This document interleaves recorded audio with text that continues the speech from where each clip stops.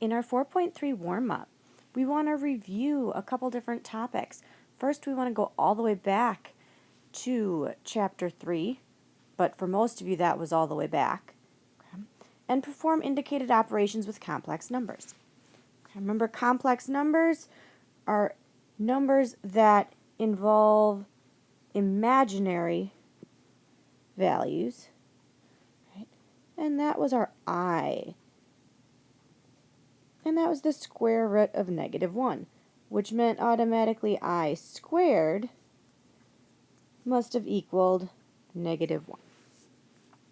So unless we got exponents on I, we treated it just like a variable. That means in number 1, 5 plus 2i plus 6 minus 7i, our rule was that we combined our real parts, 5 plus 6, and we combined our imaginary parts, plus 2i minus 7i. 5 plus 6 is 11, and positive 2 minus 7 is negative 5i. We always wanted to write imaginary numbers in that form where the real part came first and the imaginary part, the I part, went at the end. In number 2, we want to look at the same thing, except this time we're subtracting, which means I subtract my real parts, 12 minus 7, and I subtract my imaginary parts, plus 6i. What happens to minus -3 though, right? Again, what we're really doing is distributing that negative, which made it a -7, but it's going to make it a plus 3i, because minus a negative turns to a positive. And then if we combine our real parts and combine our imaginary parts, we end up with 5 plus 9i.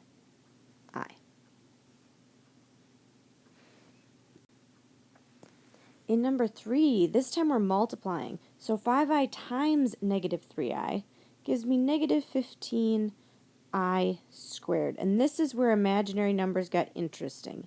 Anytime we had an I squared, or really an I with any exponent, we had to break it down, right? But if we got an I squared, that's actually equal to -1. It's not imaginary anymore. So I have -15 times -1, which is 15. If I'm multiplying two complex numbers that are both binomials, that both have real parts and imaginary parts, right, then we had a couple options. We could use the distributive property, or we could use a box. From what I remember, most of you like to use a box. So if we use the distributive property, right, you'd have 4 pieces when you're done to combine. If I use a box,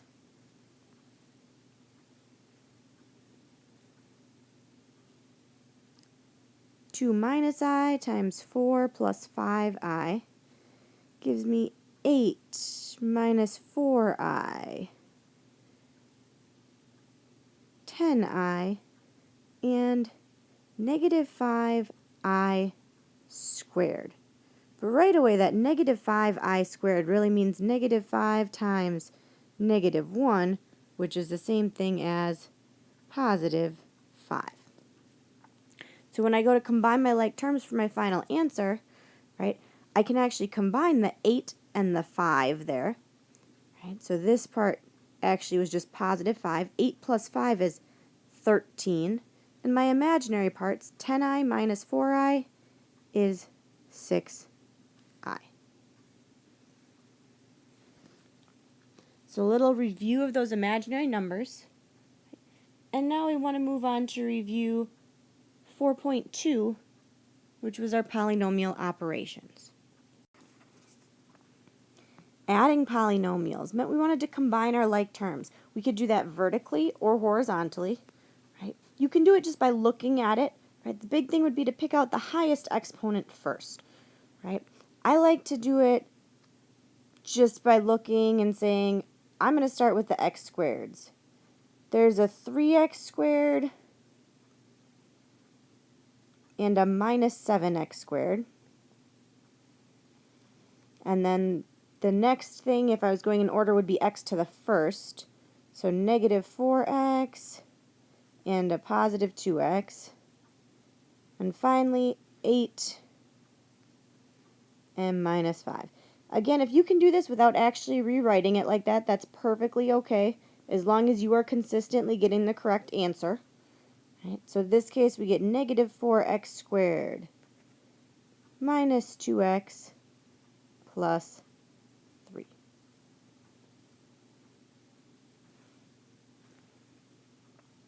The only difference for subtracting polynomials, right, is we need to distribute that negative sign first, or we need to say we're going to actually subtract all of the pieces, right?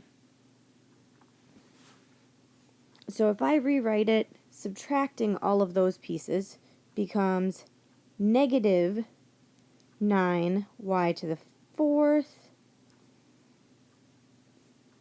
positive 7y, and negative 2y to the 5th.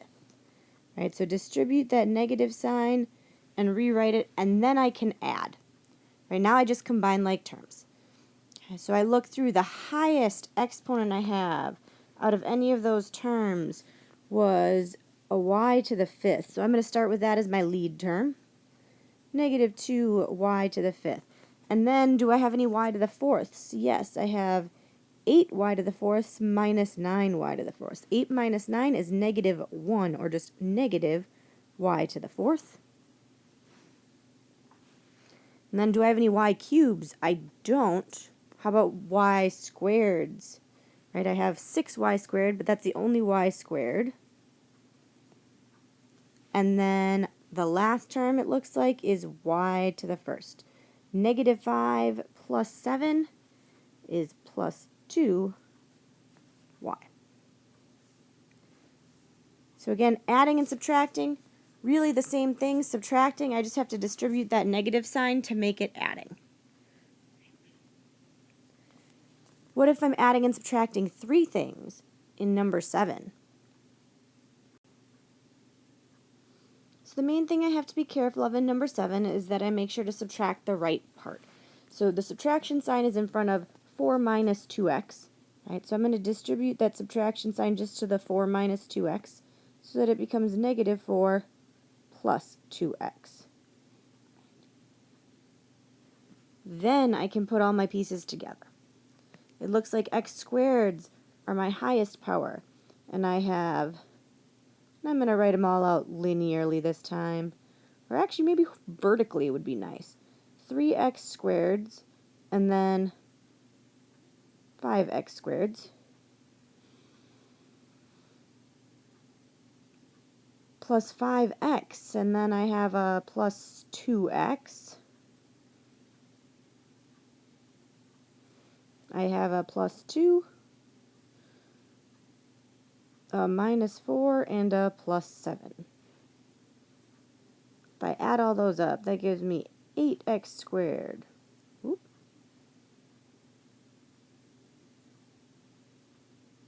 Plus 7x plus 5.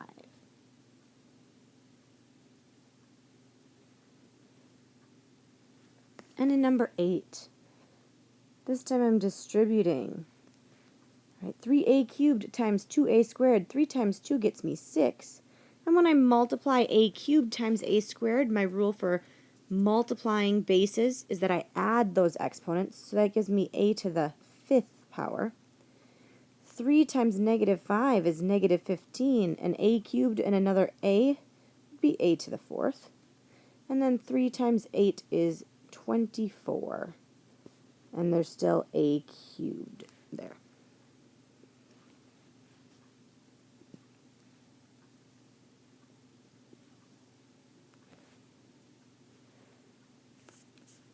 And then the last two.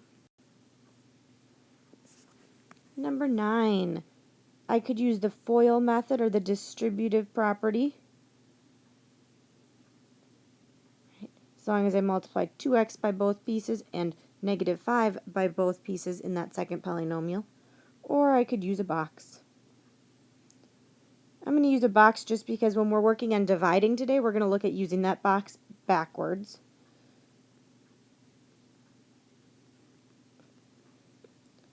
So I get 2x squared, negative 5x, 14x, and negative 35. Which means I have 2x squared, negative 5x, and 14x combined to get me positive 9x and negative 35.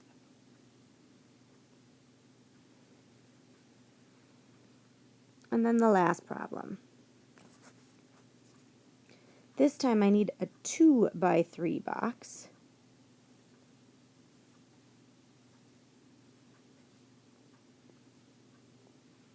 Because my first polynomial, 2b plus 1, has 2 terms, but the second polynomial has 3 terms, b squared, negative 5b, and 4. If I multiply those together, 2b times b squared is 2b cubed. 2b times negative 5b is negative 10b squared. And 2b times 4 gives me 8b. 1 times b squared is b squared. 1 times negative 5b is negative 5b. And 1 times 4 is 4. So I have 2b cubed. 1b squared minus 10b squared altogether gives me negative 9b squareds. And then negative 5b's and 8b's gives me 3b and plus 4.